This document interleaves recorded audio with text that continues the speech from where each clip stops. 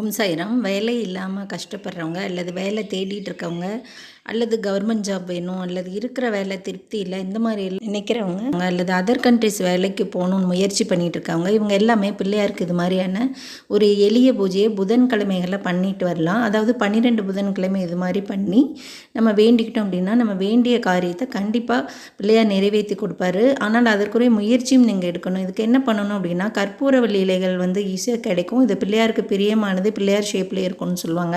இதில் 9 இலைகளை பறித்து நீங்கள் மாலை மாதிரி கட்டிக்கணும். எப்படி எருக்க மாலை கட்டுறோமோ அது மாதிரி கட்டி பிள்ளையாருக்கு நீங்கள் ஒவ்வொரு புதன்கிழமையும் போட்டுட்டு வரலாம். அந்த மாதிரி புதன்கிழமை போட்டு நீங்கள் முடிச்சு வேண்டிக்கும் போது உங்கள் வேண்டுதல் அவர் நிறைவேற்றி கொடுப்பாரு.